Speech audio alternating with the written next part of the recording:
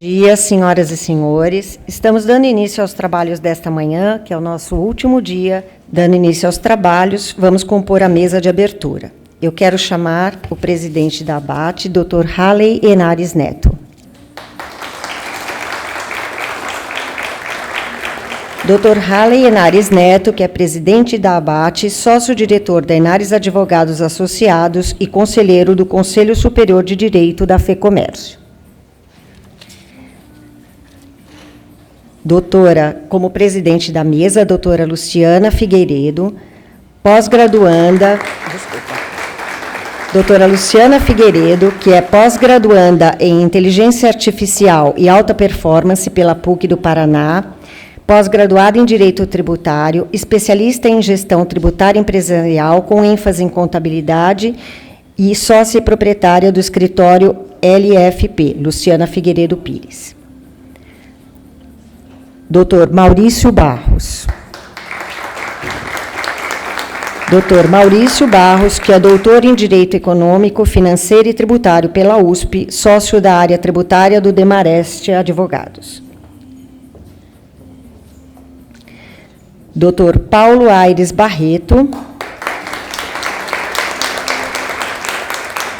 Dr. Paulo Aires Barreto, que é professor, doutor, sócio no Aires Barreto Advogados Associados.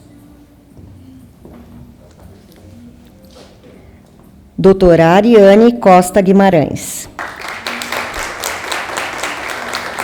Doutora Ariane Costa Guimarães, que é professora, vice-presidente da Comissão de Tribunais Superiores OAB Distrito Federal, vice-presidente do Comitê de Legislação da Câmara Americana de Comércio e vice-presidente da ABAT Distrito Federal. Agradeço.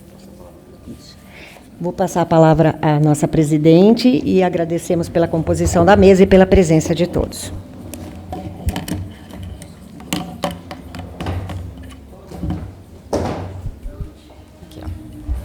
Bom dia a todos. Com as homenagens de praxe, primeiramente gostaria de agradecer o convite feito pela ABAT, na presença do Dr. Halley Henares. Muito obrigada para poder compor essa mesa na 8ª jornada de debates da ABAT. Hoje me sinto honrada e lisonjeada de poder compor a mesa com ilustres e nobres juristas. Eu digo que mentes brilhantes. Hoje estamos no último dia do painel 7, onde nós vamos falar sobre tributação da economia digital e do comércio eletrônico. Inclusive, entre aspas, Dr. Halley, para a próxima jornada, eu sugiro, no mínimo, 5 dias, tá? Temos muitas matérias a serem discutidas. 3 dias não estão sendo suficientes. Haja, né? Vamos lá. Com a palavra, eu passo a palavra para o Dr. Maurício Barros, que vai falar sobre ICMS e tributação no metaverso. Seja muito bem-vindo, doutor. Bom dia. Bom, obrigado, Luciana. Primeiro, eu queria agradecer ao convite, ao honroso convite, para participar desse evento tão importante, que já está no nosso calendário aí dos principais eventos tributários do Brasil. E agradecer aí o Dr. Halley pelo convite, saudar aqui os meus colegas de mesa, além da doutora Luciana, doutora Ariane, professor Paulo Aires, e todos os nossos presentes. É um prazer estar aqui com todos, né? Bom, aqui o nosso tema, né, eu sei que está todo mundo falando de reforma tributária, né, teremos aí uma mesa bastante interessante mais tarde, mas ainda temos que falar do nosso velho ICMS. Né? Eu não vou dizer bom e velho, né? Eu vou dizer só velho, ICMS. E aí a gente tem essas novas realidades, né? A gente no comitê trata aí, de forma periódica, né, de novas tecnologias, novas operações, novos negócios que são feitos com base em novas tecnologias. E essa questão do metaverso surgiu aí recentemente, né?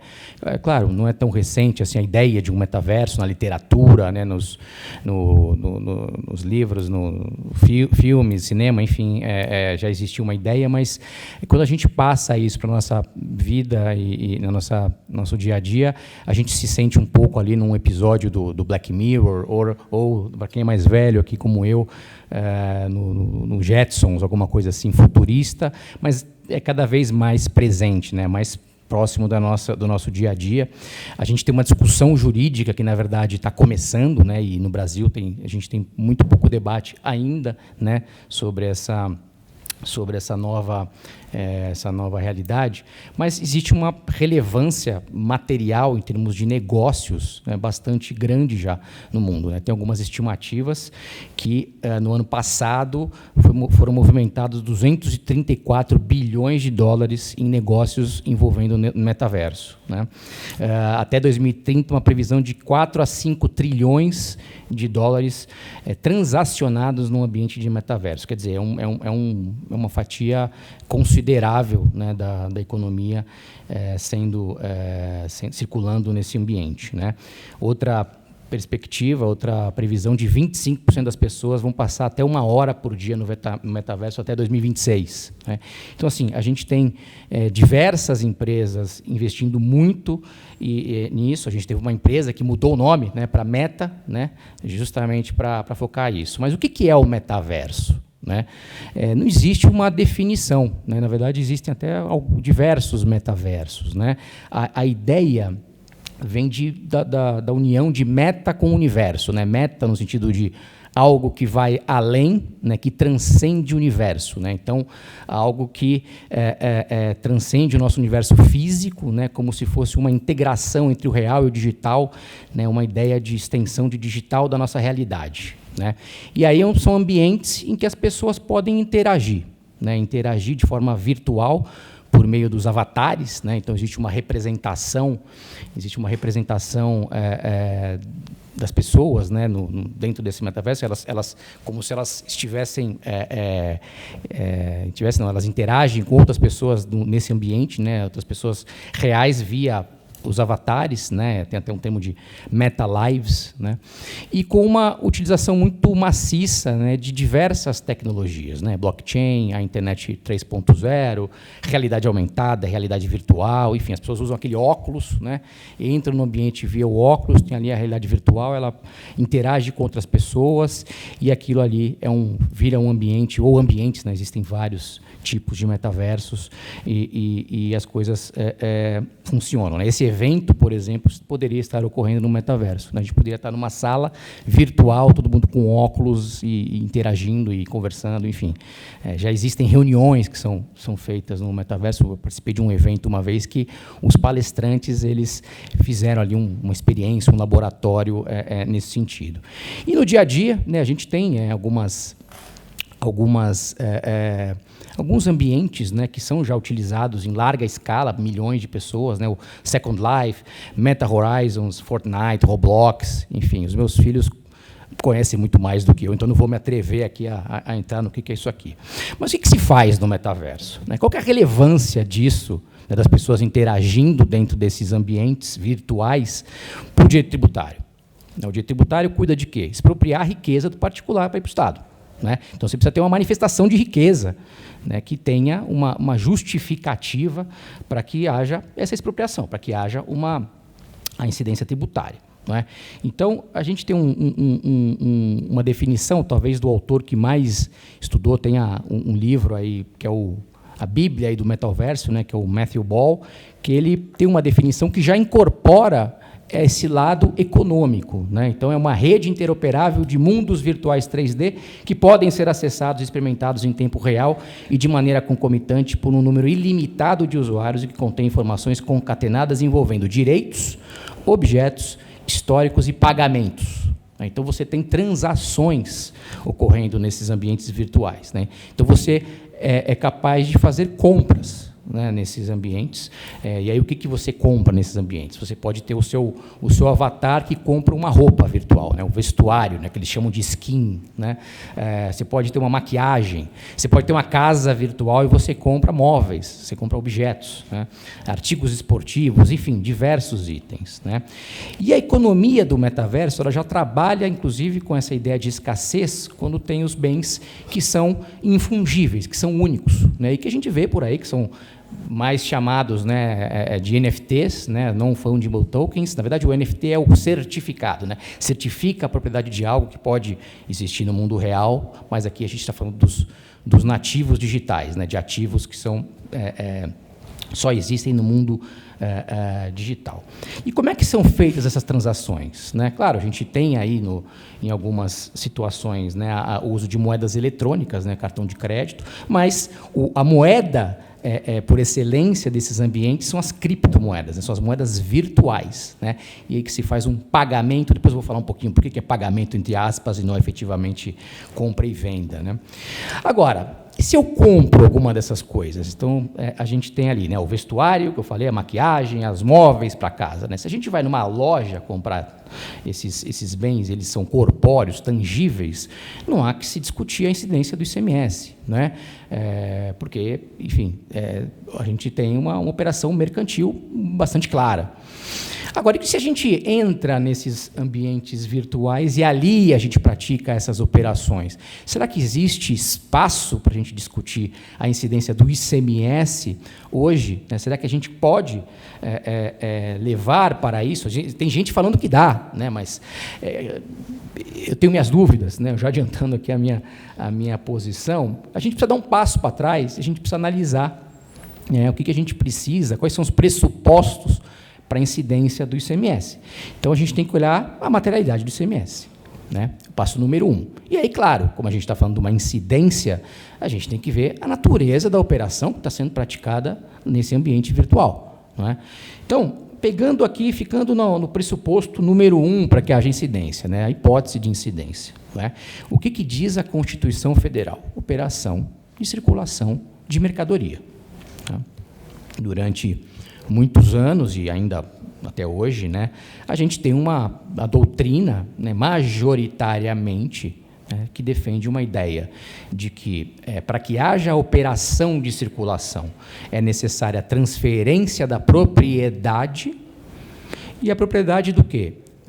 De uma mercadoria considerada como um bem tangível que está inserido num processo econômico mercantil, ou seja, está posto no mercado para que seja comercializado. Essa é a doutrina majoritária, digamos. Claro, a gente vai ter o professor Marco Aurélio Greco, por exemplo, que entende que o digital poderia também se enquadrar no conceito de mercadoria, mas majoritariamente temos este conceito, né? E a gente tinha a jurisprudência do Supremo Tribunal Federal caminhando nesse sentido até, eu vou ousar dizer aqui, até 2021, com ressalvas, né? Com ressalvas. O que era o entendimento? Essa questão de ter a transferência de propriedade, né? Que a gente teve agora a DC 49, muito comentada, mas que é uma posição do Supremo Tribunal Federal que tem desde 1975 no plenário, né? Então, tem quase 50 anos, né? Só que, claro, entrou mais em evidência agora por ter sido julgado num caso que vincula, né, que declarou inconstitucionalidade de trechos da Lei Candir. E mercadoria também, né? A gente tem toda a discussão dos bens tangíveis, tivemos aquelas discussões dos anos 90 do software, né, o software de prateleira, no sentido de comercializado numa via física, não é? E aí o Supremo se posicionando que, ainda que o interesse principal do consumidor fosse o programa instalado, veiculado naquela mídia, o corpus mecânico era o que prevalecia, né? A circulação de algo físico que prevalecia, então tinha a decisão, a incidência do ICMS. Claro que a gente teve nesse meio tempo a discussão do livro eletrônico, né? Na discussão do livro eletrônico a gente encontra na decisão ali trechos dizendo que livro eletrônico é mercadoria, mas ali a decisão ela vai muito mais numa fundamentação valorativa. Está discutindo uma imunidade do livro, extensão da imunidade ao livro eletrônico. Então, para permitir acesso à cultura, à educação, o Supremo foi mais numa linha valorativa, não se deteve tanto nessa questão do intangível enquanto mercadoria. Muito bem, até que em 2021 a gente tem uma decisão, ou duas decisões, da ADI 1945, que tratou do download de software, uma lei do Mato Grosso, e a ADI 5659, que era uma legislação de Minas Gerais, e de uma forma mais ampla sobre operações com programa de computador. E ali a decisão foi de que não incide ICMS no licenciamento de software. Mas quais foram os fundamentos? Primeiro, licenciamento de software está na Lei 116, a Lei Geral do ICMS, a Lei Complementar 116. Então, ali, diante de uma situação ali, de uma zona cinzenta, optou-se pela incidência do ISS. Então, a Lei Complementar cumprindo o papel de dirimir conflitos de competência. Um outro ponto é que foram identificadas algumas obrigações de fazer no licenciamento de software. Então, o esforço humano para produzir o software, o helpdesk, a atualização, a disponibilização de manuais, enfim. Identificaram-se ali algumas obrigações de fazer inerentes a um licenciamento de software. Tenho aqui um pouco de dificuldade de compreender isso, mas é o que está na decisão. Mas a gente tem também uma declaração, no voto do ministro Toffoli, que foi seguido pela maioria, de que o ICMS não necessariamente incide sobre bens corpóreos ou tangíveis. Isso consta lá, embora a decisão tenha sido pela não incidência do ICMS, isso consta na decisão claramente. Inclusive, o ministro Toffoli faz um paralelo com a energia elétrica, num dos trechos do voto. Olha, tanto é que a tangibilidade não é um pressuposto para a incidência do ICMS que incide sobre a energia elétrica. E em outro trecho ele é categórico, que não existe na Constituição uma disposição expressa no sentido de que o ICMS, mercadoria, abrangeria apenas bens corpóreos, objeto de comércio ou destinados a selo, nem no sentido de que toda e qualquer operação com bens incorpóreos, não tangíveis, devesse ser considerada prestação de serviços para efeito de ISS. Então, isso está posto numa decisão com maioria do plenário do Supremo. Não é? Agora, por que, então, se o software, em princípio, hipoteticamente, poderia ser uma mercadoria, já que o incorpóreo poderia, por que o Supremo, nessa decisão, não foi pela linha do ICMS, além daquelas duas razões que eu já disse, presença na Lei Complementar 116 e obrigações de fazer que foram identificadas? Pelo fato de que, no licenciamento, o proprietário do direito autoral do software continua proprietário. Não há transferência de titularidade. Como eu disse, essa linha do Supremo já vinha desde 75.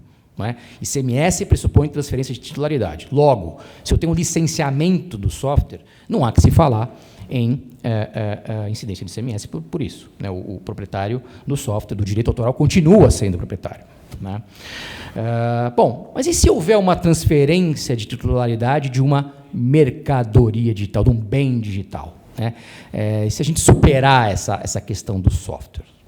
Aí, eu acho que, no plano infraconstitucional, eu não que eu concorde com isso, eu não concordo, mas se a gente superasse isso, mesmo no plano infraconstitucional, a gente não tem uma legislação. A legislação é absolutamente insuficiente. A Lei Complementar 87, as leis estaduais, elas são totalmente voltadas para o mundo físico. Elas tratam de saída, estabelecimento, transporte, frete, enfim, coisas tangíveis. Então, como é que a gente teria os critérios básicos, fundamentais para uma impossível incidência? Qual que é o aspecto temporal? Quando que ocorre? Quando que ocorre essa saída?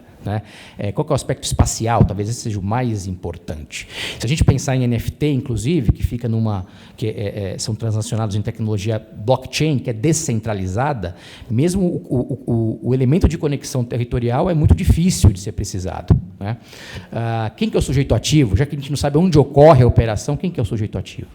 Qual que seria a alíquota? Se a gente não sabe se é interno, interestadual, não sabe onde ocorre. Enfim, diversas dificuldades, e mesmo se a gente superasse a questão constitucional. Muito bem, e onde é que fica o metaverso nessa discussão toda? Né? Eu já disse, a gente pode ir lá adquirir a maquiagem, a roupa, o móvel da casa virtual, enfim. Né? Onde se situa nessa discussão? Né? Aí a gente sempre tem que olhar qual é a operação.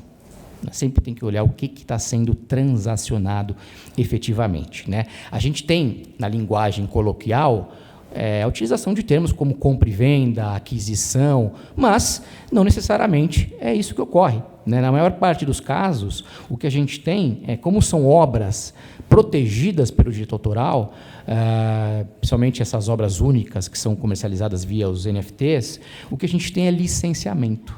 Né? Então, o adquirente tem o direito de utilizar a máscara no jogo X ou o móvel da casa, que é uma representação, né, ali na casa virtual. Não há compra ou aquisição de nada. Né? Então, é diferente do físico, né, porque no físico, ainda que tenha um direito autoral, por exemplo, de um tênis, né, tem uma propriedade intelectual ali envolvida, mas à medida que aquilo é transformado em um objeto físico e é transacionado objeto físico, essa discussão do direito autoral ficou numa fase prévia à comercialização. No digital, não. No digital, ela para ali. Né? Então, não me parece que haveria ICMS. Né? Mas e se os direitos patrimoniais são transacionados? Então, o autor do arquivo digital, ele também transaciona o direito patrimonial. Então, ele fica com o direito de autor, né, o moral, né, porque a gente tem o direito moral e o patrimonial no direito de autor. Mas ele transaciona o patrimonial. Então, não é um licenciamento. Né? Como é que ficariam esses arquivos eletrônicos transmitidos via NFTs? Será que a gente teria e é o que se diz por aí, né, um paralelo com as obras de arte? Né? A obra de arte é considerada mercadoria, não é? Tem até um convênio que tem uma isenção. Como é que ficaria isso? Então, assim, a gente tem 2 modelos ainda, né, de operações. Né? Então, existe o arquivo, o NFT, que é produzido por encomenda. E aí não me parece ter dúvidas que a gente está diante de um serviço. E aí a gente tem aquele que já está pronto, né, que é feito até em série, né, embora com especificidades individuais, e são comercializados, entre aspas. Né? Bom, primeiro que a gente não tem, de novo, legislação suficiente. Não é possível a gente ter essa incidência. E mesmo que a gente transpusesse a questão né, da legislação, não me parece que seja possível transpor a decisão do software automaticamente para uma circulação, para uma operação nesse tipo de ambiente. Tá? Não me parece, porque toda a jurisprudência da transação, da operação mercantil como transferência de titularidade, ela se volta para o mundo físico. Né? A transferência de propriedade no mundo físico, ela é inerente aos direitos de propriedade da coisa. Né? Usar, gozar, dispor, enfim. Né? O direito aqui que é transacionado neste ambiente, ele está mais próximo do direito autoral. Né? Então, você nem transmite tudo, porque o direito moral fica com o autor. Então, a gente tem uma dificuldade de transpor realidades totalmente diferentes, né, do físico para o digital. Então, me parece que haveria uma dificuldade grande com relação a isso. Né? E a decisão da ADI 1945, ela já analisa uma situação em que o pressuposto é não ter transferência de titularidade. Por quê? Porque é licenciamento de software. Né? Então, também por isso, me parece que essa decisão ela não serve como parâmetro para a gente pegar aquele trecho em que se diz, né, que o Supremo disse que o digital supostamente poderia ser mercadoria e transpor para toda e qualquer operação. Então, me parece que a gente ainda não tem essa definição no nível aí da jurisprudência. Então, não me parece que a gente superou esta questão ainda. Tá? Então, enfim, me parece que a gente não teria, efetivamente, ICMS nas transferências, né, nas operações do metaverso. Agora, eu comecei, né, citando reforma tributária, né, e eu vou só fazer um pequeno comentário que a reforma a gente tem uma outra realidade. A gente tem uma situação de um modelo de IVA, base ampla de incidência, né? Então, operações com bens, direitos e serviços. Né? Então, me parece que, do jeito que a coisa está caminhando, a gente teria aí uma incidência ampla. né? Agora, existiriam ainda assim alguns desafios, né? A gente tem o IBS, Estado, município, onde que seria o destino dessas transações virtuais, não é? A gente tem o texto da PEC, que está ali, está bem aberto, está bem ampla essa questão do destino, vai ficar para a lei complementar, mas, efetivamente, poderemos ter dificuldades, né, como se tem, né, nas discussões de IVA aí, em outros países, né? Aí, para essa discussão, acho que a gente vai aguardar mais algumas jornadas, né, Halley? Vamos ter daqui a alguns anos. Então, eu fico por aqui, agradeço e devolvo aí a palavra para a Luciana. Obrigado, gente.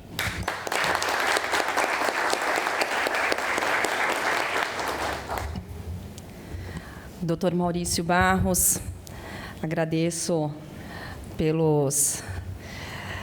por nos brindar com o seu conhecimento, com um assunto de suma importância, né? Nós, advogados, juristas, né, temos que nos preocupar com o avanço da tecnologia, né?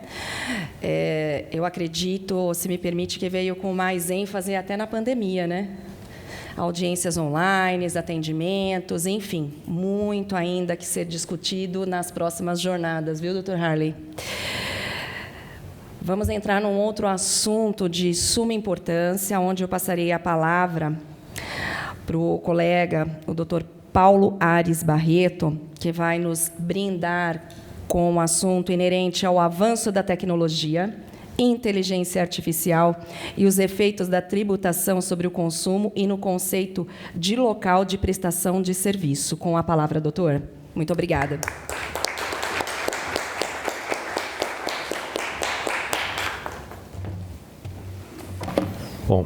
Bom dia a todos. Quero cumprimentar os ilustres integrantes dessa mesa, a presidência da doutora Luciana Figueiredo Pires, cumprimentar o presidente da ABAT, Halley Renares, e dizer que é de muito trabalho, muito esforço, muita transpiração organizar um evento como este. Precisa muito prestígio para trazer o ministro do STJ, o ministro Supremo, o secretário extraordinário da Reforma Tributária. Então, eu queria dizer que fico muito honrado de participar desta festa jurídica e quero cumprimentar efusivamente o presidente da ABAT, Halley Renares, pelo sucesso do evento. Cumprimento também meu querido amigo Maurício Barros, que já brilhou nesta manhã, trazendo uma exposição muito didática e técnica sobre um tema tão difuso e novo, que é muito difícil sempre. Cumprimentar a Ariane Costa Guimarães, que brilha nos tribunais superiores, estava nos defendendo ontem lá no tema da coisa julgada e, portanto, é sempre muito agradável compor uma mesa com tão ilustres membros, assim como no auditório. E aqui cumprimento a todos o mais novo professor da USP, Alexandre Evaristo. É difícil fazer concurso, eu sei o quanto é, e fica aqui minha homenagem ao Alexandre, que teve sucesso recentemente nessa missão. Bom, eu vou falar sobre esse avanço da tecnologia, a inteligência artificial e os efeitos na tributação sobre o consumo e no conceito de local da prestação do serviço. Grosso modo falando, são 4 temas, permitiriam 4 exposições diferentes, e eu vou tentar aqui interligá-los didaticamente para trazer algumas considerações que me parecem relevantes. Eu vou falar de 2 eventos nos quais eu estive nos últimos anos. O primeiro, um evento da IFA. Curiosamente, o evento da IFA está ocorrendo nessa semana em Cancún, mas eu me reporto a um evento da IFA no Rio de Janeiro. Foi um evento maravilhoso, uma das mais bonitas organizações desse Congresso Internacional de Direito Tributário, para nosso gáudio aqui no Brasil.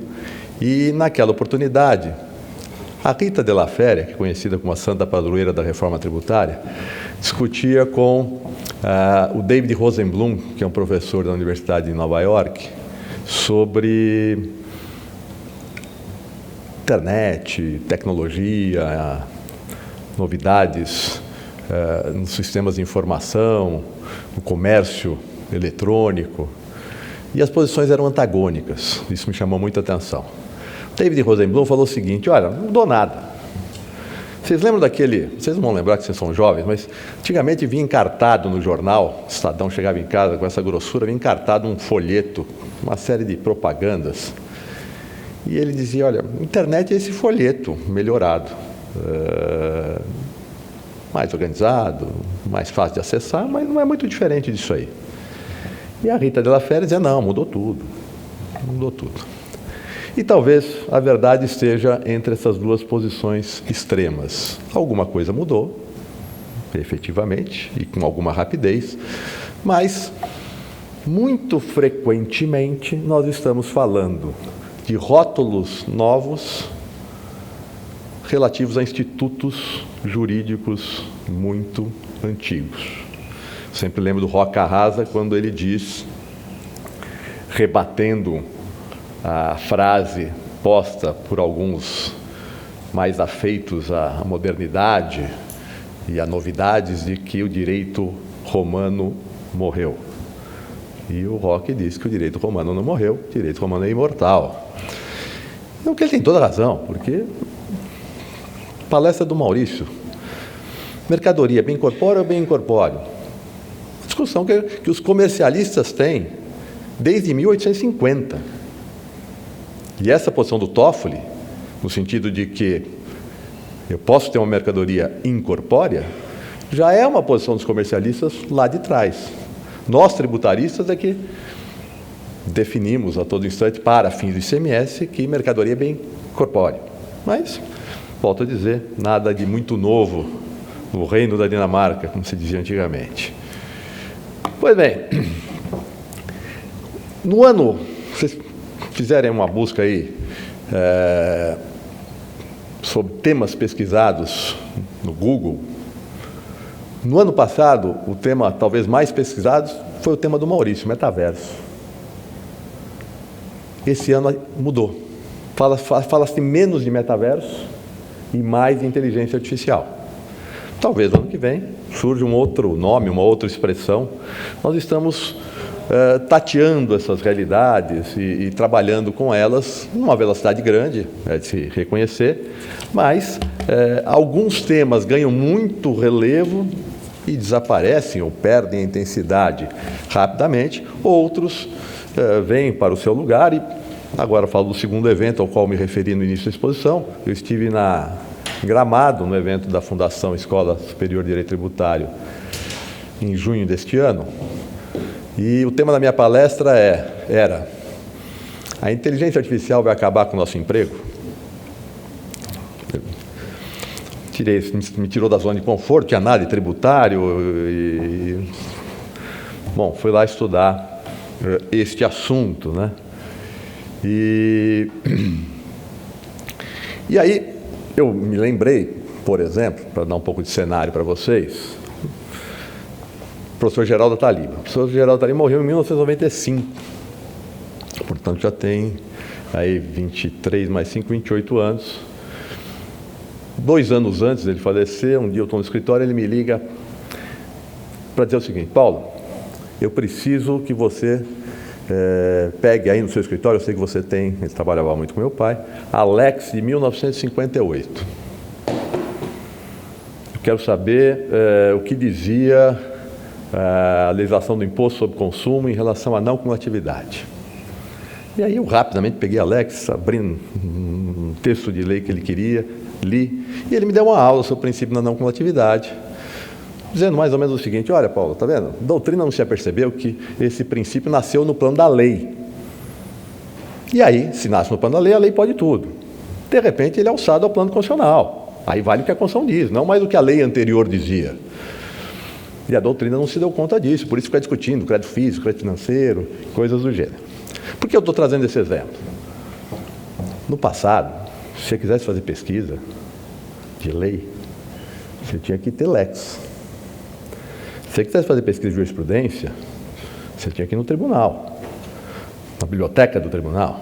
Quem que fazia mestrado e doutorado, como eu fiz aqui com meu amigo Pedro Nardelli, que acabou de chegar, Não tinha essa molezinha de textos todos prontos, dá um enter e o próprio professor organiza a bibliografia para você, e etc. Nada. Pois bem, hoje tem. O mundo mudou radicalmente entre esses momentos aos quais eu me refiro? Sob certa perspectiva mudou, mas algumas atividades que eram mais trabalhosas, hoje são mais acessíveis. Nada obstante, a pesquisa da realização de um trabalho doutrinário, para redigir um acórdão, para fazer uma peça inicial ou coisa que valha, continua a exigir os mesmos atributos que os de antes com uma facilidade maior. Ou seja, não me parece que a inteligência artificial, que está sendo muito útil e que vai ser cada vez mais útil, ela substitua radicalmente uma série de atividades. Acho que o advogado não vai perder seu emprego. E essa é uma percepção que eu coloquei no Congresso, mas outros professores que lá estavam, que se dedicam exclusivamente a estudar esse assunto e não direito tributário, também apresentaram. Exemplo prático do que eu estou falando. Eu fui ao ChatGPT para perguntar para ele, por exemplo, perguntei sobre o que ele acha da reforma tributária.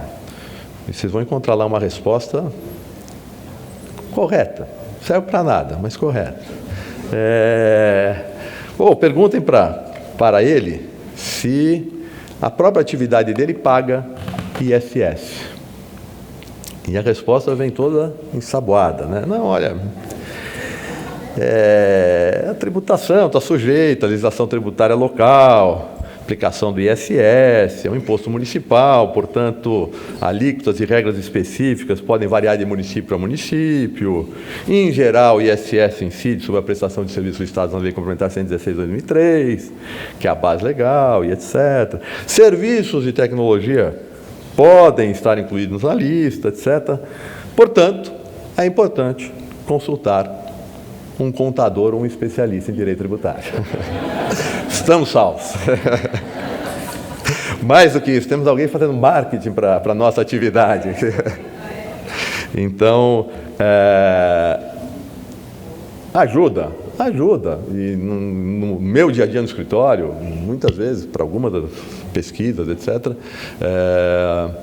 esta ferramenta já traz uma série de vantagens e de informações relevantes, mas na hora de efetivamente concretizar, afinar o discurso, dar a efetiva qualidade em qualquer atividade, é mera ferramenta e não atividade fim. Atividade meio e não atividade fim. E nem poderia ser diferente. Aqui trago um exemplo bastante objetivo, né? Que é serviço para o Supremo. E agora começo a me encaminhar para a aplicação de todo esse pano de fundo sobre tecnologia da informação, sobre economia digital, para a questão mais objetiva, que envolve a minha temática, que diz respeito à tributação sobre consumo e o conceito local de prestação do serviço. Se eu quero saber o que é serviço no Supremo, eu posso ficar perguntando todo dia para o ChatGPT, e ele vai ter extrema dificuldade para dizer, porque eu estudo direito tributário há 40 anos, meu pai tinha um livro que é atualizado por mim sobre a doutrina do ISS, sobre o ISS na Constituição e na lei, e se me perguntar o que o Supremo pensa, o que vem a ser ou deixar de ser o conceito de serviço, eu tenho a minha posição, lastreada na jurisprudência do Supremo, em súmula do Supremo. Mas se a gente perguntar para o professor Chueri, a posição é bem diferente da minha. Ele vai dizer, eu concordo com o Fux, o conceito de serviço é tipológico, com base na decisão do plano de saúde, que, a meu sentir, é uma decisão teratológica, absurda, mais pela fundamentação do que pelo conteúdo final. Eu acho que é razoável dizer que plano de saúde encerra uma prestação de serviço, mas jamais dizer que é cabível a interpretação constitucional de materialidades o afastamento do 110 do CTN, a doutrina absolutamente uniforme, uníssona, cedista. Tem uma exceção de peso, Ricardo Lobo Torres. Todos os demais tributaristas de peso, titulares das principais universidades desse país, dizem, olha, o 110 do CTN nem precisaria existir, ele já deflui do texto constitucional. Ele é uma mera explicitação didática da Constituição. Vai lá o ministro Fux, que na verdade não é o ministro Fux, é o assessor do ministro Fux, mas ele assina, para dizer, não, o 110 do CTN precisa ser afastado. Ausências de conceitos constitucionais da Constituição. Eu tenho dezenas de decisões do Supremo afirmando a existência de conceitos constitucionais da Constituição. Agora, se põe no lugar do ChatGPT para estruturar essa... O que vale essa decisão? Ou, por exemplo, a decisão agora do ministro Toffoli, posterior à do Plano de Saúde, legitimando distinção entre a obrigação de dar e fazer para fins de delimitar o campo de incidência do ISS, legitimando a súmula 31, falando em conceito e não em tipo, falando em institutos de categorias e formas de direito privado. Está tudo na jurisprudência do Supremo. Qual é a verdade?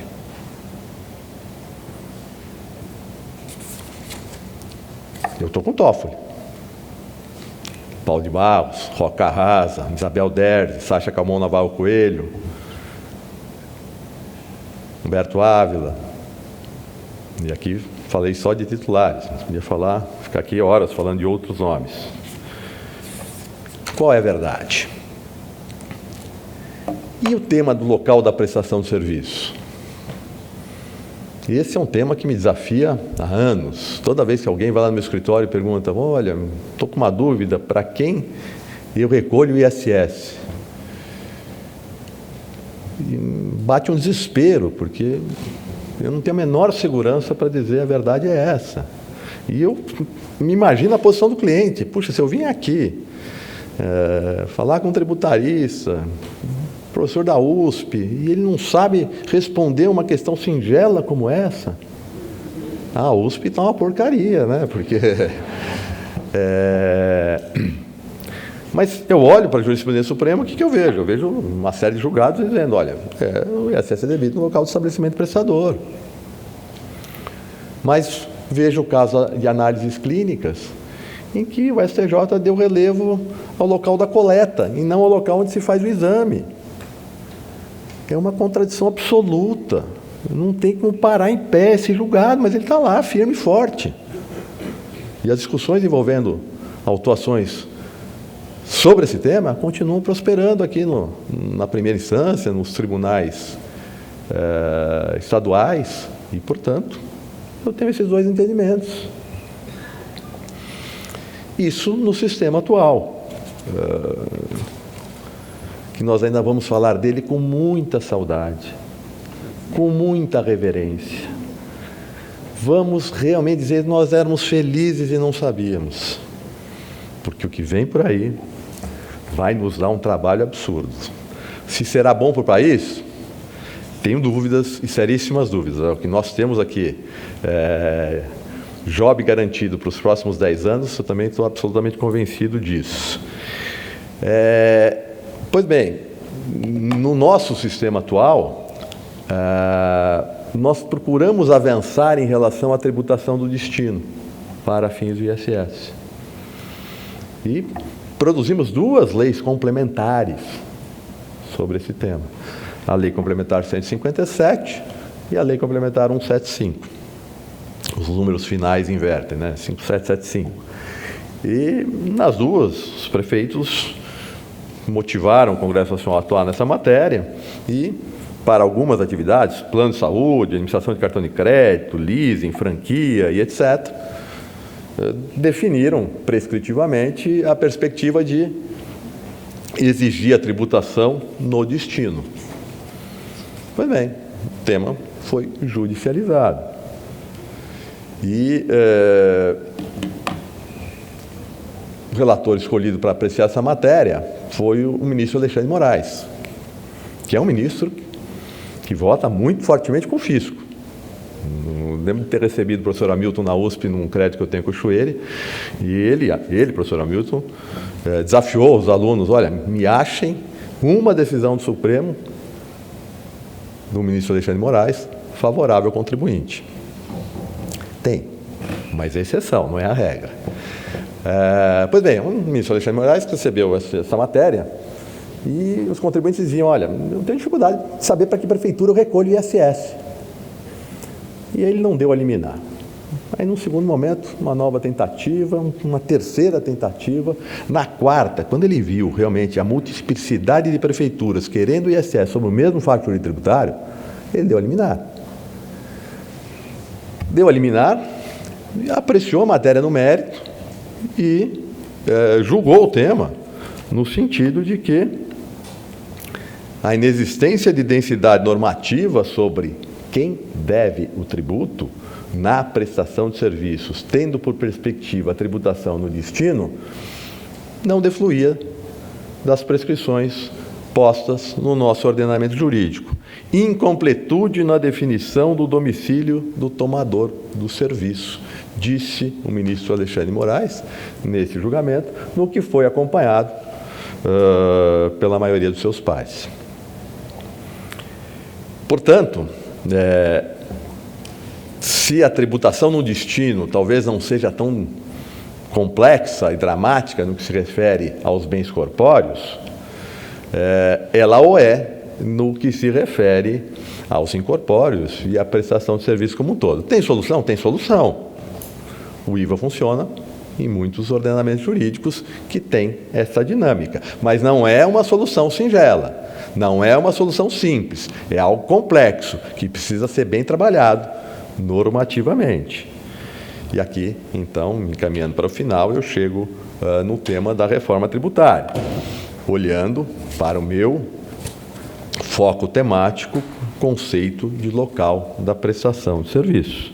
O que diz a proposta de emenda que está em tramitação no Congresso Nacional? Como bem afirmou o Maurício, a lei complementar disporá sobre critérios para a definição do destino da operação, que poderá ser, inclusive em relação ao quê? O local da entrega, da disponibilização, da localização do bem, da prestação, da disponibilização do serviço, do domicílio, da localização do adquirente, ou seja, qualquer coisa. Não há nenhum direcionamento no projeto de reforma sobre como resolver adequadamente um tema tão relevante como esse, que já foi apreciado pelo nosso Supremo Tribunal Federal numa tentativa de aclarar essa perspectiva e não se chegou a bom termo. Veja, eram os prefeitos querendo esta nova regra. Não há nada em Brasília mais arrebatador do que a chamada marcha dos prefeitos. São 5.000 e tantas prefeituras, umas 2.000 não deveriam sequer existir, mas vão todos eles a Brasília pressionar o Congresso Nacional e nessa trilha eles conseguiram aprovar. Lei Complementar 116, Lei Complementar 157, Lei Complementar 175, ganhando uma série de disputas em relação aos estados, como a questão do software, como a questão do streaming, e vai para aí afora. E mesmo assim, por falta de conceito jurídico, por falta de direito romano, por falta de estudar direito tributário, não se conseguiu chegar a um bom termo. E a reforma aqui não nos ajuda em absolutamente nada. Aliás, é uma reforma que nós vamos sentir a todo tempo. Na planilha do economista, ela é linda e maravilhosa. Na utopia de quem não está no dia a dia das empresas, dos gabinetes e autoridades administrativas, ela é linda e maravilhosa. Na prática, ela só será linda e maravilhosa para nós tributaristas. Para o resto do Brasil, será um momento de muita insegurança jurídica. Em síntese, para encerrar, o organizador de congresso, se há uma coisa que eu respeito, é o tempo, porque eu sei que quando um atrasa, prejudica todos os demais. Temos novos desafios? Temos novos desafios, mas não são tão disruptivos quanto se pretende afirmar que eles são. Muito frequentemente, nós temos como postos nomes, em geral, em língua inglesa, que são teoricamente novos, mas que retratam verdadeiramente algum instituto, categoria e forma do direito romano plenamente conhecidos por todos nós. Portanto, nós vamos continuar a ter que trabalhar os velhos desafios. Qual a demarcação de competência, quais são os conceitos constitucionais, como é que eu vou interagir a materialidade do IBS com outras materialidades já previstas na Constituição, em que perspectiva há um exclusivismo por parte dos entes tributantes em relação ao alcance de suas materialidades. Não há dúvida de que quem recebe uma doação tem acréscimo patrimonial, mas essa espécie de acréscimo patrimonial, na demarcação de competência tributária impositiva, foi delegado aos estados e não à União. Assim como a transferência de bens imóveis aos municípios. Dependendo de como se lê a materialidade do IBS, ela alcança a transferência. E aí, eu posso ter as duas incidências? Entendo que não, mas esse é um tema que vai ficar para o próximo Congresso. Será juridicamente viável a atribuição de IBS incidente sobre serviço ao destino? Juridicamente viável mas precisa de uma boa demarcação, densificação normativa dos critérios que presidirão essa lógica, sob pena de criar um nível de insegurança jurídica jamais visto nesse país. A única coisa que me conforta sobre essa perspectiva é a de que essa reforma vai demorar para produzir os seus malefícios. Estou com 61, faço 62 agora no final do ano, etc. Já é um problema mais para os meus filhos do que para mim mesmo. Mas o fato é que nós teremos que passar por todos esses aspectos. E a gente sabe que a experiência das leis complementares 157 e 175 mostraram que a missão não é singela, que ela é bastante delicada e como isso envolve dinheiro para os municípios, haverá uma certa perspectiva de guerra entre eles na demarcação da lógica do domicílio do tomador ou do destino do serviço, notadamente. Não estou dizendo que para a mercadoria o desafio não exista, ele é um pouco mais singelo do que o é para o serviço. De toda sorte, fica o alento de que nós teremos muita pesquisa a fazer, muitas investigações a serem estruturadas. Eu já tenho até orientando os que estão se debruçando sobre essas dificuldades, olhando direito comparado, verificando qual a solução dada por cada ordenamento jurídico para resolver esses problemas. E é isso que vai legitimar futuros encontros como esse que nós estamos tendo prazerosamente na manhã de hoje. Agradeço muitíssimo a oportunidade de estar com os senhores e a atenção a mim despendida. Muito obrigado.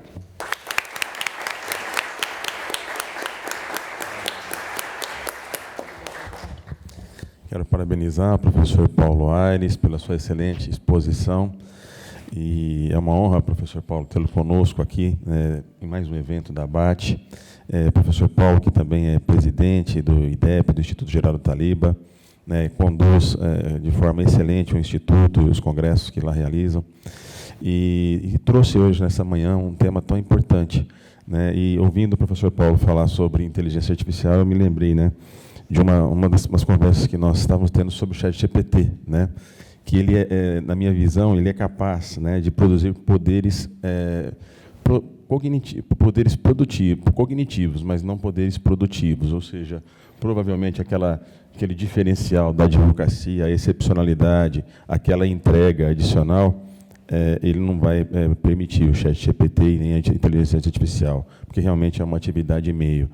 E me chama a atenção também essa preocupação que o professor Paulo Aires colocou. Nós vamos ter aqui à tarde, Tatiana, um debate sobre reforma tributária com o secretário especial da reforma, Bernardo Api. E essa preocupação que todo mundo jurídico vem trazendo, foi discutida também ontem aqui pelo professor Fernando Scaff, pelo professor Ives, com esse ambiente da reforma tributária. E, especificamente, em relação ao ISS, né, do qual o professor Paulo Aires é uma autoridade na matéria, tem essa preocupação, né, como que fica, depois de tanta construção do Supremo Tribunal Federal sobre conceitos jurídicos importantes, a segurança jurídica de como isso vai ser interpretado. E nós vamos ter 10 anos de transição, né, com 2 regimes, né, concorrendo paralelamente. Então, a minha preocupação faz eco com a preocupação do professor Paulo Aires, né, muito bem exposta aqui. E, sem mais delongas também, né, reiterando os agradecimentos, eu volto, então, a palavra para a nossa presidente, a doutora Luciana, para que ela continue encaminhando aí os debates. Muito obrigado.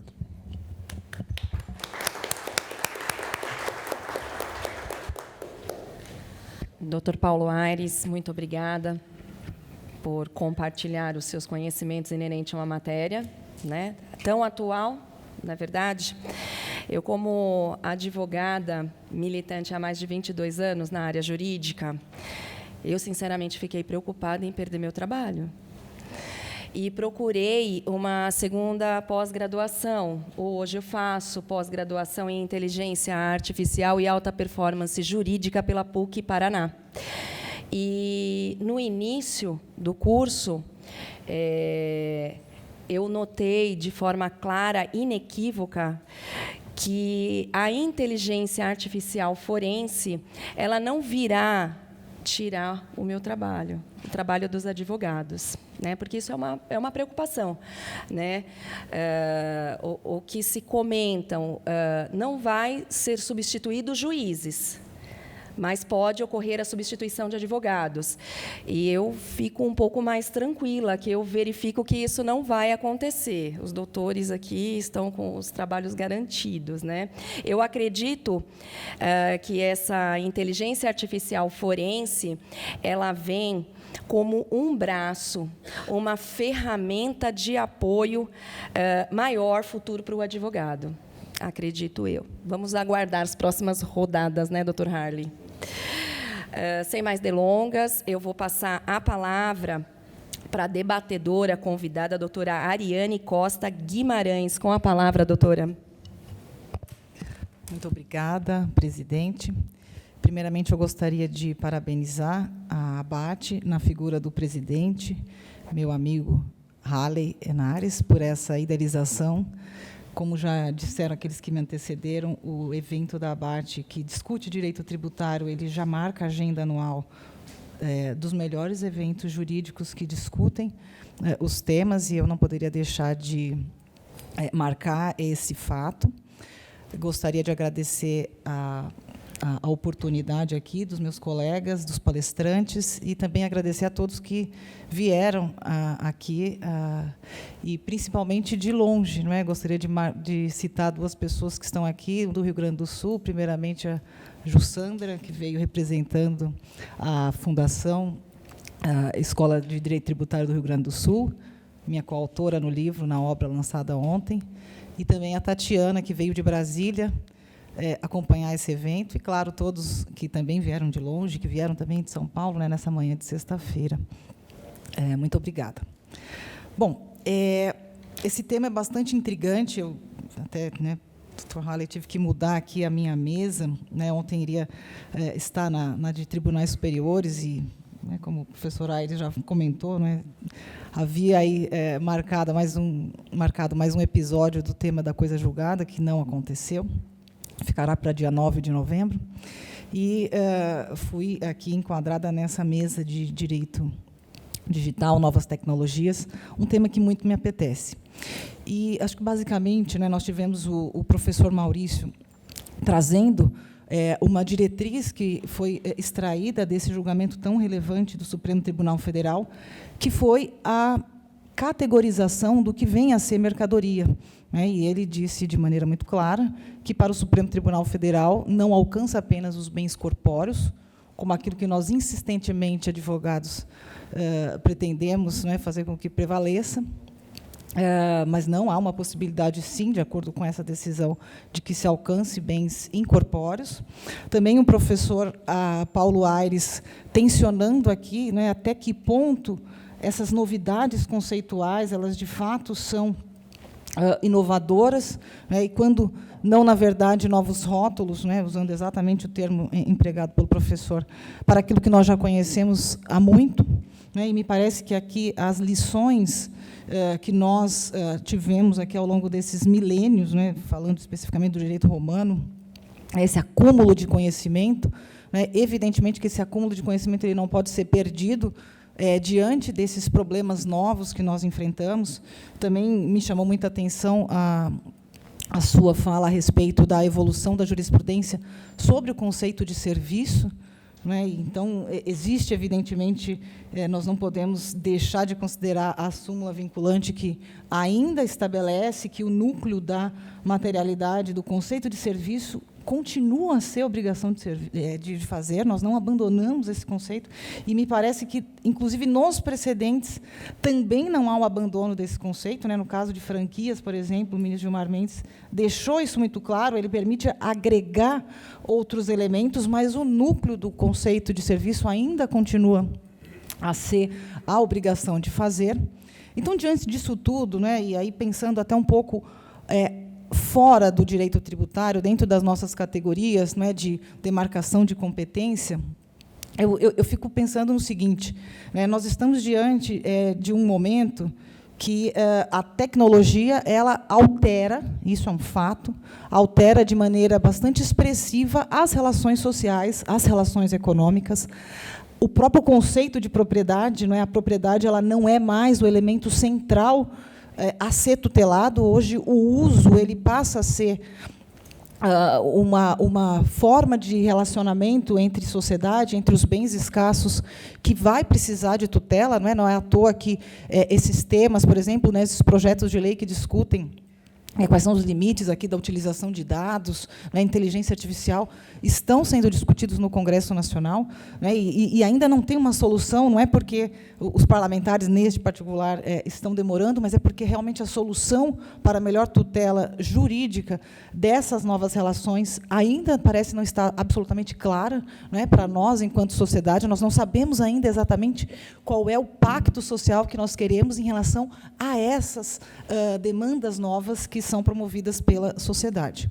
E é claro que o direito tributário, né, como um campo jurídico de sobreposição àquilo que as relações sociais estabelecem, também precisa dessas definições, até mesmo para que sejam definidas. Né? E aqui foram colocados alguns pontos, não é? Por exemplo, relacionados justamente a essa demarcação de competência tributária na Constituição de 88, quando, naquele momento, a preocupação e as relações econômicas elas se davam muito preponderantemente com os bens corpóreos. Né?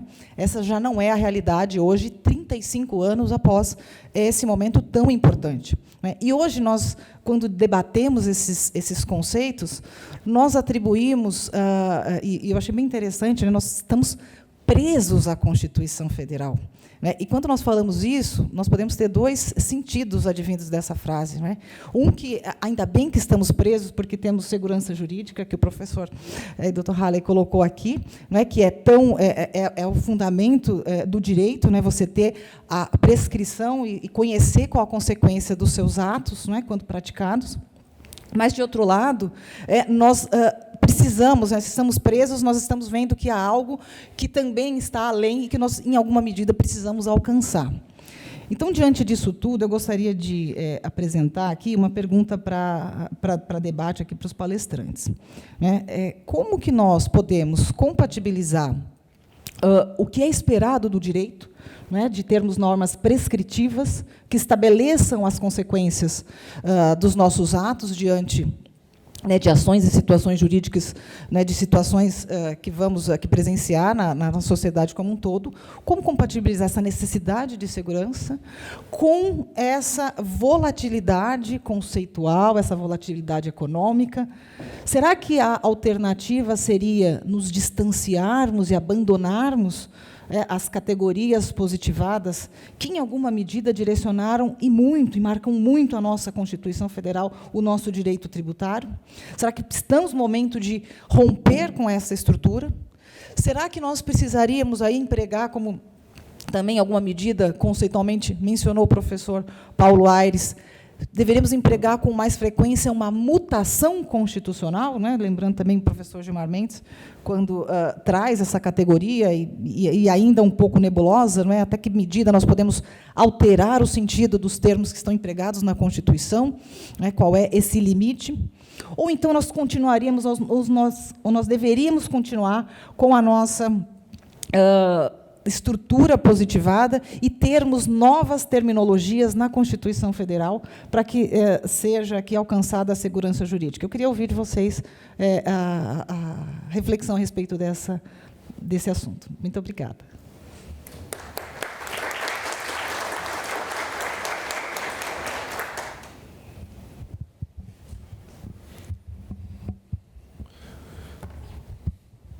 Uma pergunta é desafiadora, sob várias perspectivas.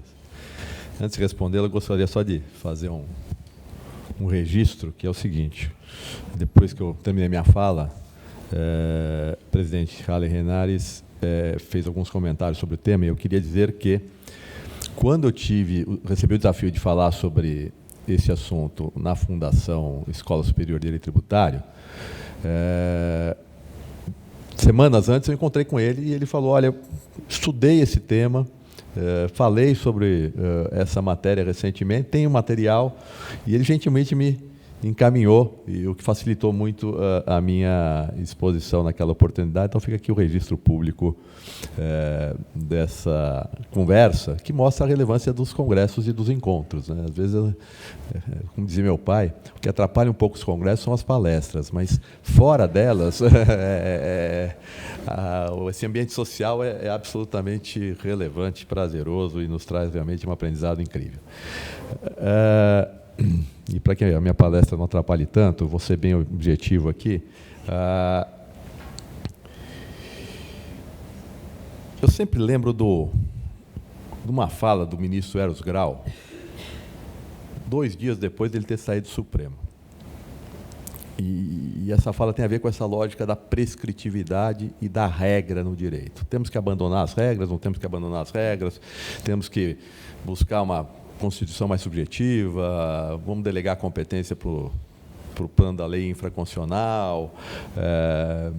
E o ministro Eros dizia o seguinte: olha, depois de 8 anos no Supremo, eu, que nunca fui um positivista, dizia o Eros, me tornei o mais empedernido dos positivistas. Na minha visão, a proteção dos menos favorecidos está na regra de direito. E além, dizia ele, tenho medo do juiz Hércules, dos Dworkins e Alexis da vida. A segurança do direito está na regra e não no princípio, na ponderação de princípios e coisa que o valha. E aquela lição me marcou. Ele acabou revendo um livro que houvera escrito, republicou essa obra, e o título até acho que é Tenho Medo dos Juízes, né? O Alexandre conhece Por que Tenho Medo dos Juízes.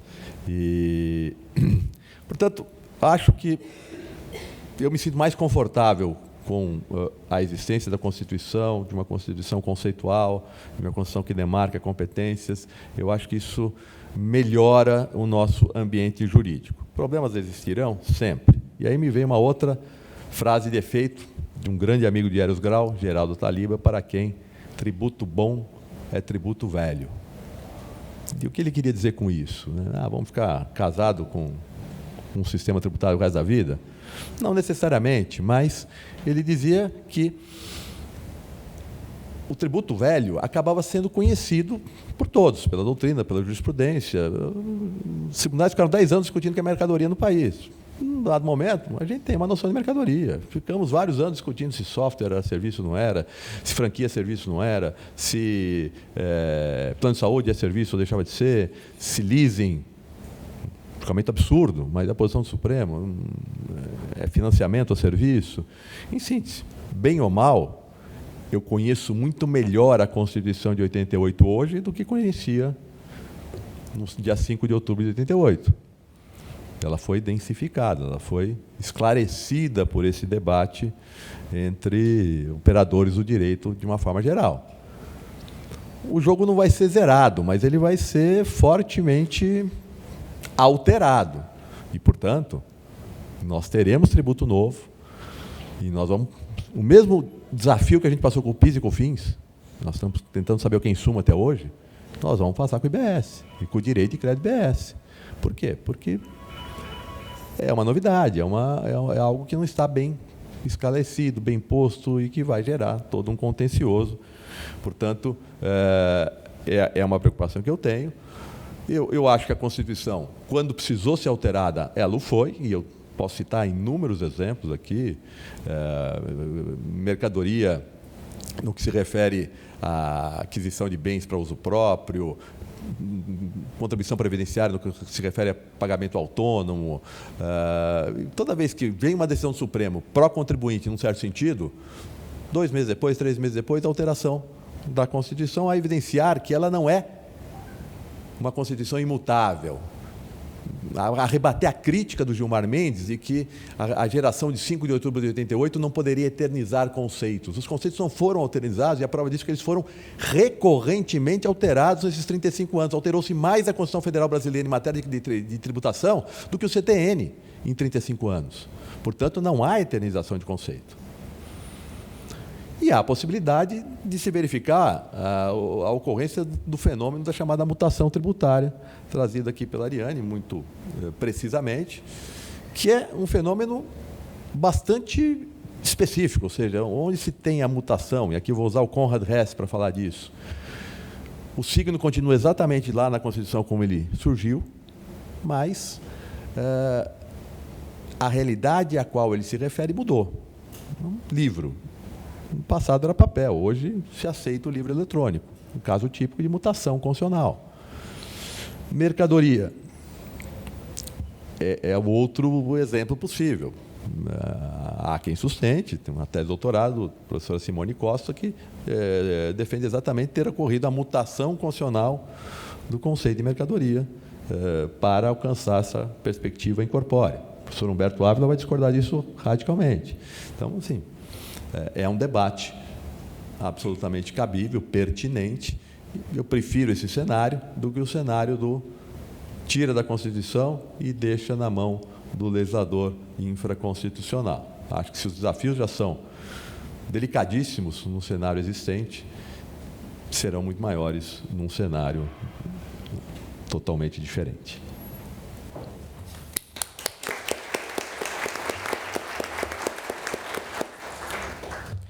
Bom, primeiro eu queria parabenizar o professor pela excelente exposição. Muito bom sempre aprender com ele. Eu acho que essa questão da mutação constitucional, que a Ariane bem colocou, eu já fui muito simpático a essa ideia, até escrevi no mestrado sobre isso, mas eu reflito hoje que a tributação, o direito tributário, tem 2 princípios no Brasil que me parecem muito importantes. Eu concordo plenamente com o professor Paulo Aires, que é a segurança jurídica e o princípio federativo, né? Então, assim, me parece que a gente admitir que a Constituição ela se altera simplesmente pela mudança da realidade, de uma forma a alterar completamente as materialidades, me parece que causa uma insegurança que não está compatível com a tributação, que é um direito de, como eu disse no começo, né, expropriação de riquezas, né? Então, aquilo tem que ser, essa atividade do Estado, ela deve seguir parâmetros um pouco mais precisos, né? E o outro, que é o Pacto Federativo, me parece que o Constituinte 88 ele fez uma escolha, né? Ele escolheu dividir as competências entre União, Estados e municípios de acordo com o estado de coisas, não é? E ele já previu também uma cláusula que incorporaria alterações na realidade. Além da possibilidade, claro, da mutação por emenda, a gente tem a competência residual, não é? Então, qualquer novidade no mundo fenomênico não capturada por uma materialidade prevista na Constituição, a gente tem a cláusula da competência residual. Não é? Para que serviria a cláusula, essa competência, se tudo que fosse novidade a gente teria que enquadrar em alguma caixinha já definida? Não é? Então, a gente tem isso. E aquilo que existe e que fica, talvez, numa zona cinzenta, indefinida entre uma competência ou outra, a gente tem a lei complementar, a função da lei complementar para dirimir os conflitos de competência. Então, me parece que a Constituição dá soluções, né, para essas novas realidades, a ponto da gente não ter que conviver com essa insegurança de, não, agora mudou o conceito da Constituição, muda tudo, sem nenhuma interferência do legislador, do constituinte derivado ou o legislador infraconstitucional agindo, enfim, da forma que quiser. Né? Então, acho que a gente tem que ter estabilização das relações. O professor Paulo colocou muito bem. Não é? A gente está convivendo com os tributos, a gente tem uma solidificação de alguns conceitos que trazem alguma segurança. Claro, a gente tem um monte de discussão por aí que, se a gente pensar em ICMS e comunicação, por exemplo, né, que, enfim, é impossível, né, o legislador acompanhar tudo o que acontece de novidade. Mas a gente tem alguma pacificação. Então, me parece que a gente já tem os caminhos na própria Constituição para a gente ter essa pacificação. Né?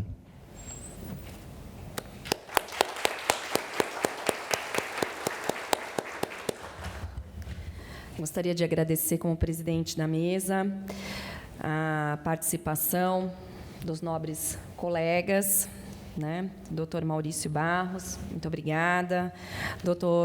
Professor Paulo Aires Barreto, doutora Ariane Costa Guimarães e o nosso presidente da ABAT, doutor Harley Henares, que todos eles nos brindaram e compartilhar os vossos conhecimentos acerca de uma matéria de tão suma importância como todas as outras demais debatidas no decorrer desses 3 dias, nessa 8ª jornada de debates.